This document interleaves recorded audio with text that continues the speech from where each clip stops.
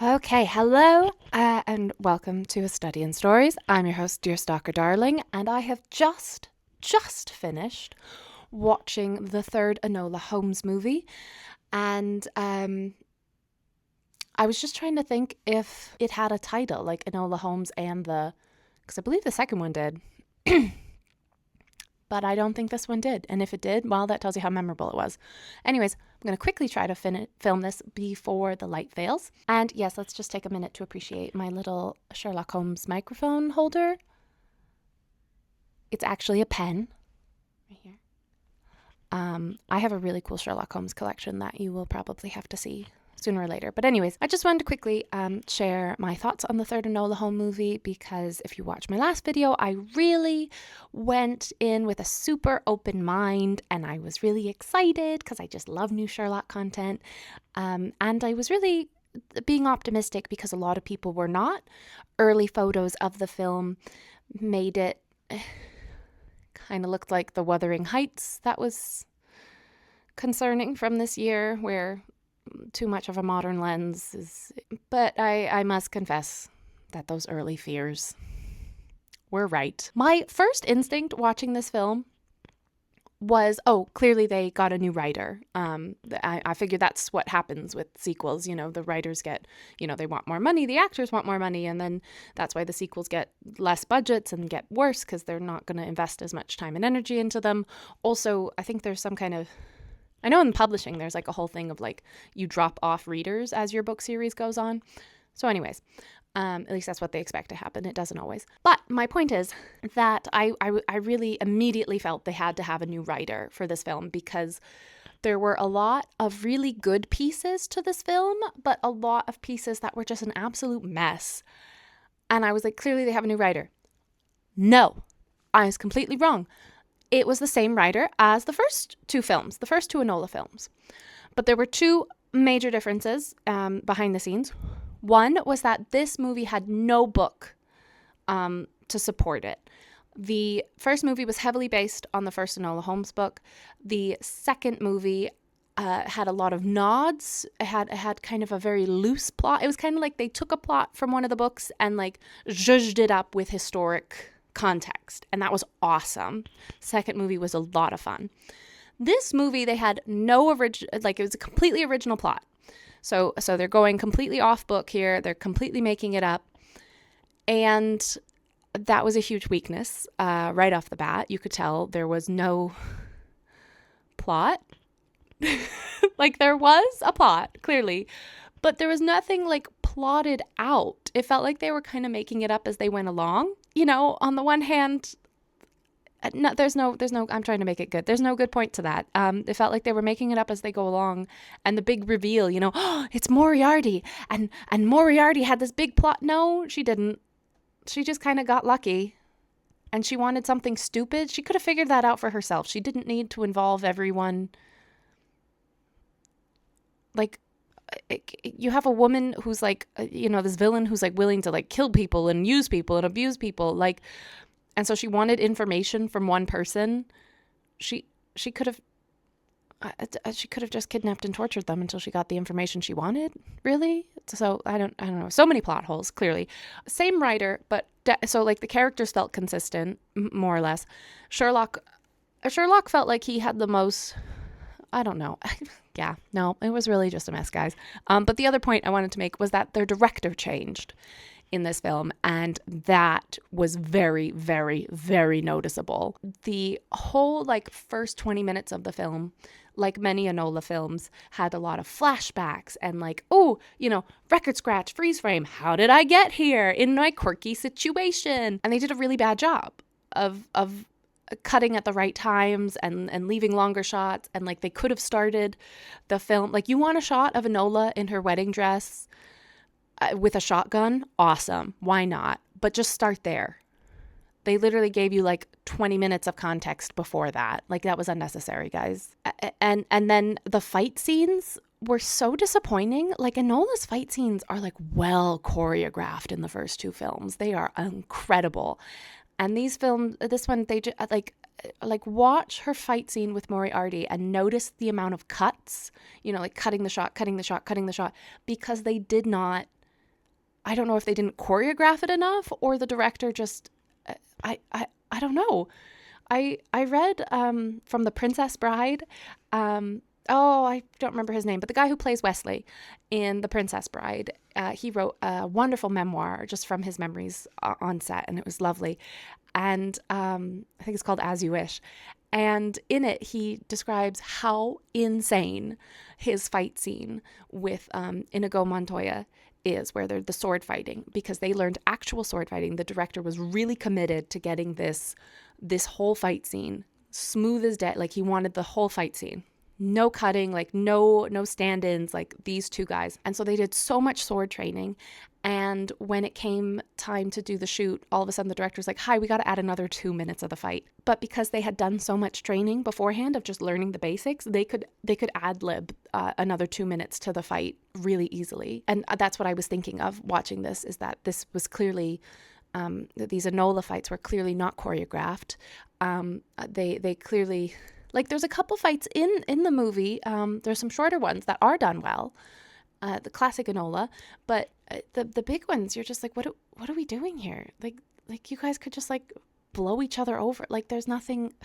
Another point that a lot of people were worried about, and this was why I was like refraining from judgment for this next film, because a lot of people were like, it's gonna be bad because Enola has acrylic nails, and like. Is it annoying that they don't commit to the historical detail? Yes. But do I think a person's personal looks and aesthetics disrupts a film? Like, should be disrupting? Like, no. Until I watched it. The acrylic nails don't cause a problem, but her tan does. She's literally, like, because there's so many flashbacks, her tan makes sense in Malta. And we'll get to the setting in just a second. I'm sorry, this is all over the place. I literally just finished the film. But she has a tan, a deep tan, in Malta on this island, and it makes sense. But in the flashbacks to London, to dreary London, she also has the tan, and it makes no sense. And then they flash back to the first few movies where she doesn't have this deep golden gorgeous color. I genuinely thought there was a problem with my TV. Like, that's how orange she was at times. I was really worried I messed up the settings.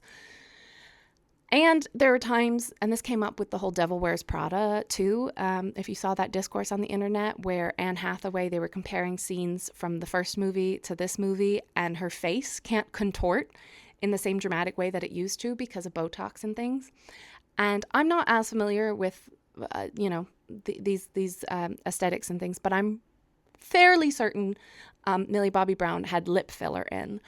And there were some moments where I was looking, I was like, why do you look like that, girl? Like, and again, because they keep flashing back to these last films where she doesn't have it, and you can really tell the difference. Honestly, there were a lot of points. It's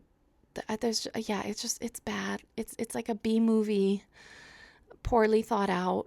What are we doing here? Money grab kind of thing. It was. I'm really disappointed because I really wanted to love it. I wanted it to be good because I hate it when people are like, meh, women, stuff for girls, meh. There was this whole intimacy, like literally Sherlock and Tewksbury, her love interest, so her future mother-in-law, both get kidnapped. And they're still kidnapped. And people are dying. And Tewksbury and Enola are like, let's have a nice intimate moment under the moonlight. What? I literally fast forwarded through that part. I was like, I don't care. I don't need to see you two make out and undress each other. Which, if you saw my last thing, I said, yeah, I love that these movies are for tweens. And this really wasn't. And that's also disappointing. The things that were really nice were the setting and the costumes and the aesthetic. Even if they weren't historically accurate, her wedding dress at the end. Oh my God, that was such a Wuthering Heights horror movie moment. It was, she could have been a bride getting married today. Like, it wasn't whatever. Clearly I'd say they lost the plot, but there was no plot really. So they just kind of gave up and stopped caring and whatever. But I do want to make a point to the location, because this is actually one of the things that they could have gotten. Like, there were things they got that I thought were great. And that's the thing too. Like, there were parts that were really great. And I was like, I want to explore more.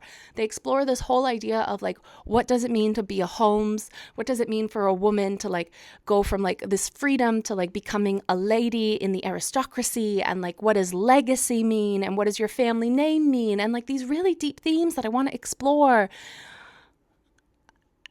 And instead we get the intimate scene bathing in the moonlight, or she literally just like got excited about seeing bathing huts. Like, what?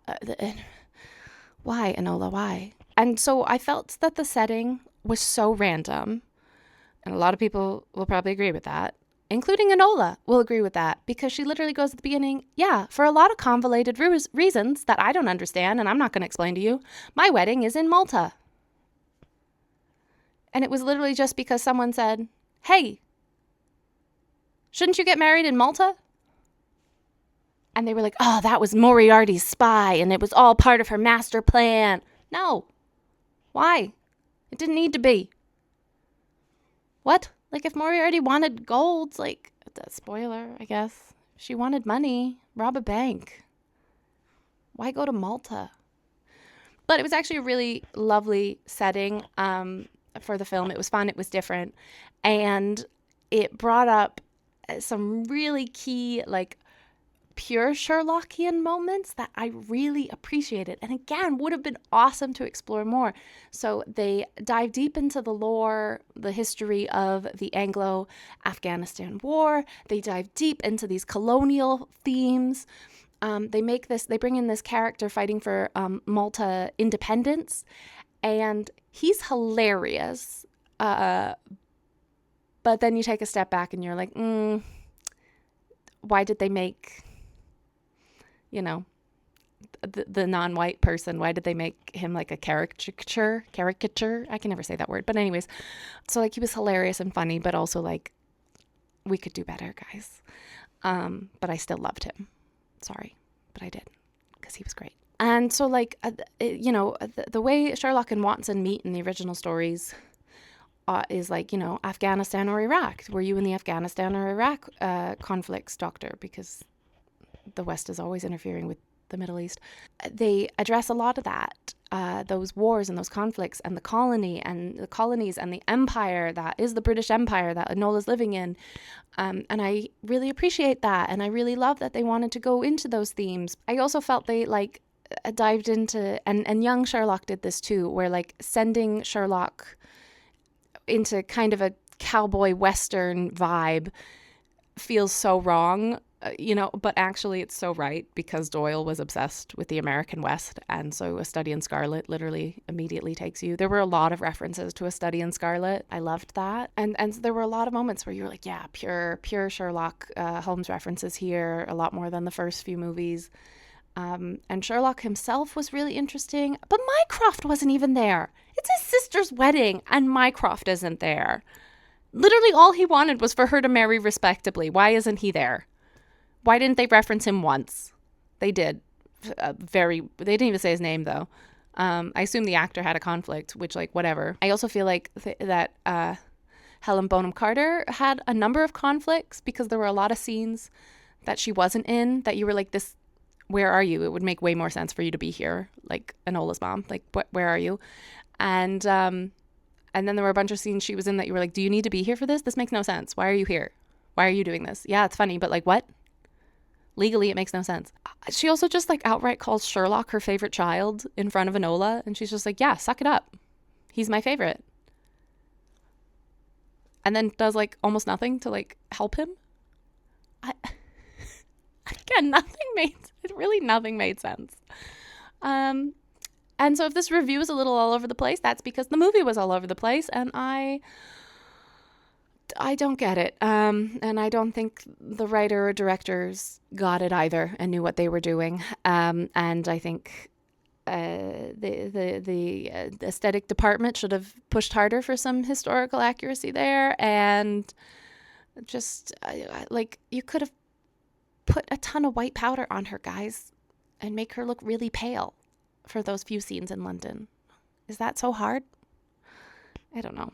So yeah, so disappointing that I desperately hope that they don't make any more because I don't want to watch them keep messing this up. Honestly, I just want to send an apology, my condolences to Enola herself, the character, who is Book Enola would have looked at this movie and gone like, what the actual? Book Enola is way more fun. I mean, they're all fun. I'll give them that. I laughed a bit. The best part of the movie, I'll end on this. The best part of the movie was when all the like quirky characters all come together and they're all working together. Like that should have been the whole movie. And you know, they keep being like, Enola, she needs to be alone. No, she doesn't. Give her all the quirky side characters. Give her cute little male wife sidekick Tewksbury. Send them all in the adventure. Like Tewksbury should have just been like, oh my God, Enola, you need me for a case? Yeah, our wedding can wait. No problem. Let's go. And then Dr. Watson is like, my boyfriend is missing. We need to jump in. Him and Tewksbury together were like 10 out of 10. Like, they gave them stories that like worked really well together, but also just like as characters, they're both like, you know, the male wife of a home, not really, but like, you know, the partners of a Holmes. And so like they can really commiserate with each other. And I just want to like see them having like tea time together. And then this caricature, rebel fighter guy and the mother, Helen Bonham Carter, they were hilarious together and so much fun. And literally, if you had just put, I feel like all these people in a room together and told them to be their characters and left it on for an hour, you would have gotten a better film. I feel like this movie could have been like a 20-minute Christmas special. If it was being made by the BBC, it would have been like a half-hour Christmas special. And that would have been fun. And you could have let a lot more of the holes slide. Like, why are we in Malta? I don't know. We just are. Sure. Okay. Also, seriously, why Malta? Like, I loved learning about it. I didn't know anything about Malta, but like, who just said I want to go to Malta? You literally could have done this anywhere, guys. Anywhere. So, yep. I'm sorry. I'm disappointed. Netflix. I'm not surprised Netflix disappointed me. Netflix often disappoints me. Alas, alas, alas.